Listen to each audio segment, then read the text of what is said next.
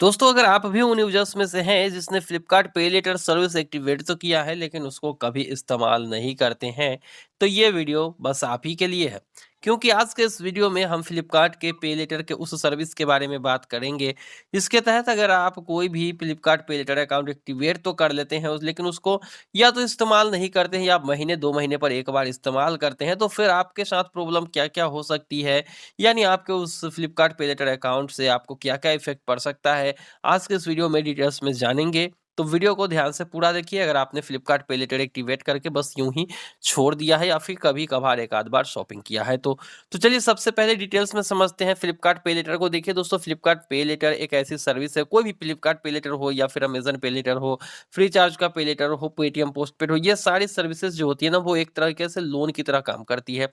पे लेटर की जितनी लिमिट आपको मिलती है, समझ लीजिए कि आपने उतना लोन ले रखा है। आप इस्तेमाल करो ना करो कोई फर्क नहीं पड़ता है। मान लो कि फ्लिपकार्ट पे लेटर आपने एक्टिवेट किया है, 5,000 की लिमिट मिली है, तो 5,000 के आपके नाम पर लोन शो करेगा और वो भी आईडीएफसी फर्स्ट बैंक की तरफ से शो करेगा अगर आप सिविल चेक करोगे तो। अब ऐसे में क्या होगा कि अगर आप इस्तेमाल करो ना करो, लोन तो आपके नाम पर वो दिखाई देगा ही। आपके सिविल पर इसके इफेक्ट थोड़े बहुत पड़ते जरूर है, सिविल स्कोर कम होता है। अगर आपने 2-4 पे लेटर सर्विस एक्टिवेट किया हुआ है तो बहुत से लोगों ने ऐसा नोटिस किया है कि उनका जो क्रेडिट स्कोर है यानी सिविल स्कोर है वो यहाँ पर गिरती हुई नजर आई है। लेकिन फ्लिपकार्ट पे लेटर की जहाँ तक बात है तो ऐसे में बहुत से लोगों ने ये भी कहा है कि हमारा जो सिविल स्कोर है, जो क्रेडिट स्कोर है, वो काफ़ी नीचे था, लेकिन पे लेटर सर्विस को हमने यूज़ किया और 2-4 बार सही से हमने अगर पेमेंट किया है टाइम से, तो हमारा जो है यहाँ पर सिविल स्कोर में सुधार भी देखने को मिला है। लेकिन अभी बात कर लेते हैं कि अगर आप एक्टिवेट कर लेते हैं फ्लिपकार्ट पे लेटर, मान लो कभी आपने शॉपिंग नहीं की या फिर जब आपने एक्टिवेट किया था उसी वक्त शॉपिंग करी थी, उसके बाद नहीं कर रहे हैं,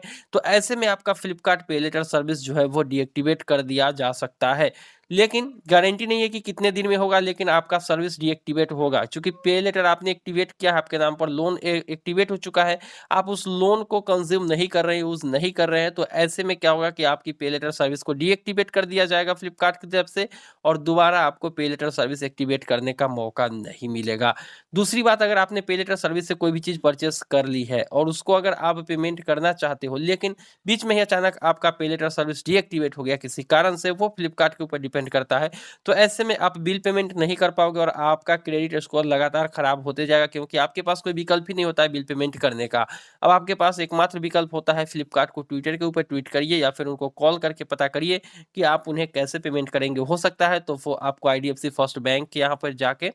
वहाँ पर कोई व्यवस्था आपको दे, लिंक दे जिसके ज़रिए आप पे कर पाओ। लेकिन ऐसे में फ्लिपकार्ट पे लेटर सर्विस एक्टिवेट किया,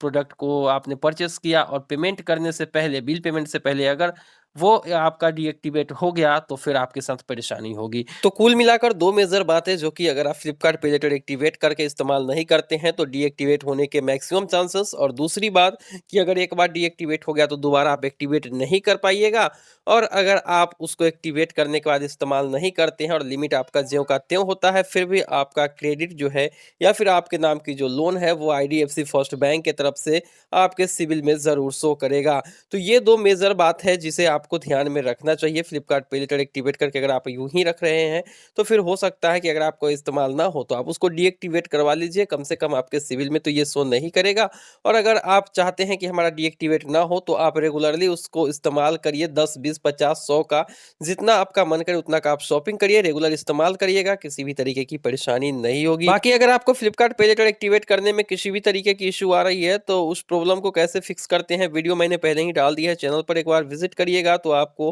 पे लेटर से रिलेटेड सारी वीडियोस मिल जाएगी और सारी समस्याओं का हल भी हो जाएगा। तो ये थी एक इंपॉर्टेंट अपडेट फ्लिपकार्ट पे लेटर को लेकर। उम्मीद है कि वीडियो पसंद आई होगी। मिलते हैं किसी नई वीडियो में, दीजिए इजाजत। Thank you.